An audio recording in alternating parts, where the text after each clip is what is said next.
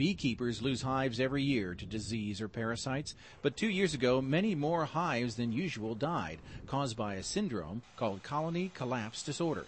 It's not a specific name because scientists have a broad range of suspects. These include viruses, they include other diseases, include general bee health. It includes problems such as, starvation problems, food problems, nutrition problems. And really what it seems to be is a number of stresses that can lead to this collapse. Sometimes beekeepers reported losing more than half of their hives to CCD. The adult bees simply abandoned the brood, and other predators didn't even rob the hive of its honey. The good news is, after last winter, things are looking better. Initially, we were a little concerned about the numbers of colonies, about what their survival rate would be, but it seems to have come through better than it has the last several years. At a recent training session for local cooperative extension agents, Fell demonstrated the basics of beekeeping and how to check for common problems. Before CCD, small parasitic mites were a major cause of bee deaths.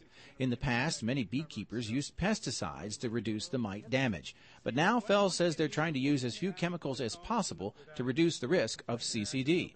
So they switched to something a little less toxic. Some beekeepers are using powdered sugar as a means to put into colonies, and what it does is it causes mites to drop off.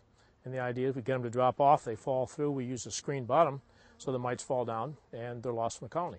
Bees are an essential part of Virginia's agricultural economy, responsible for pollinating about $80 million worth of Virginia vegetables and fruit each spring. Last year, state agriculture officials said the number of beehives in Virginia had dropped to about 30,000, compared to almost 100,000 hives 30 years ago.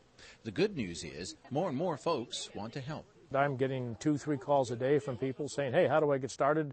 I've heard of the problems. I'm interested. I've always wanted to keep bees. So we're saying go to it. And we're trying to build up our education programs to provide as much assistance as we can. Fell says Virginia Tech is setting up demonstration hives at agricultural research stations in Winchester and Tidewater. And even children are learning more about bees in 4-H programs. Bees can be kept anywhere. There aren't any state laws. We actually learned that today, that they can be on backyard patios in urban areas as long as homeowners associations allow them.